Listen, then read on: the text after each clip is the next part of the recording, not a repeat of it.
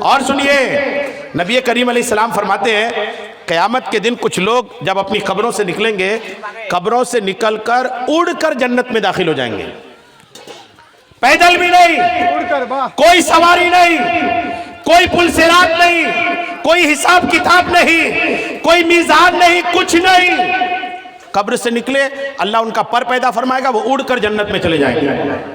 جب اڑ کر وہ جنت میں جائیں گے نا، فرشتوں کو حیرت ہوگی کہ ابھی تو حساب ہو رہا ہے، ابھی لوگ وہاں پھنسے ہوئے ہیں، یہ لوگ ایسے آ گئے؟ فرشتے ان کو روک کر پوچھیں گے کن کی امتی ہو؟ کہیں گے الحمدللہ محمد الرسول اللہ کی امتی ہو۔ بولے اچھا کیسے آ گئے؟ حساب ہوا تمہارا؟ بولے نہیں ہوا۔ کیا پل صراط پہ گزرے؟ نہیں گزرا۔ میزان پر تمہاری نیکی بدی تولی گئی؟ نہیں تولی گئی۔ محشر کی دھوپ پتہ نہیں، حساب کتاب کی بھیڑ معلوم نہیں۔ بولے کچھ نہیں دیکھا، کیسے آئے؟ بولے اللہ نے پر پیدا کیا، ہم اڑ کر جنت میں آ گئے۔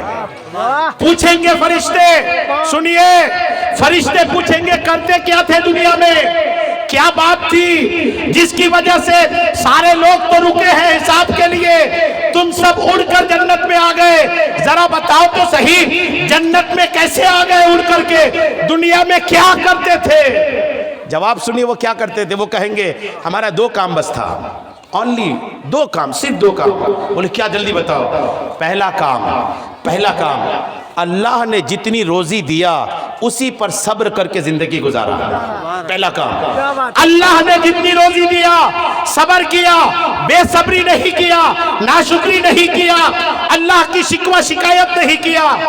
دوسرا کام، بولے دوسرا کام جب ہم اکیلے ہوتے تھے، تنہا ہوتے تھے، تب بھی اللہ سے ڈر کر گناہ نہیں کرتے تھے۔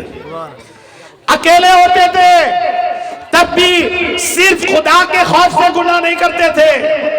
اب یہ دو بات ہم لوگ دیکھ لیں، ہمارے یہاں ہمارے نوجوان بیٹے ہیں گاؤں کے، ہم لوگ ہمارے نوجوان جب لوگوں کے بیچ رہتے ہیں تو موبائل میں کیا دیکھتے ہیں، اور جب آپ اکیلے ہوتے ہیں تو موبائل میں کیا دیکھتے ہیں؟ آپ اپنے آپ سے پوچھئے، کسی کو بتائیے نہیں، کسی کو پوچھئے نہیں، آپ خود سے پوچھئے کہ جب آپ اکیلے ہوتے ہیں تو موبائل میں کیا دیکھتے ہیں؟ اور آپ سوچتے ہیں کہ میں نے تو دروازے کی کنڈلی بند کر دی، میں نے تو دروازہ بند کر دیا ہے، اب مجھے کوئی نہیں دیکھ رہا ہے۔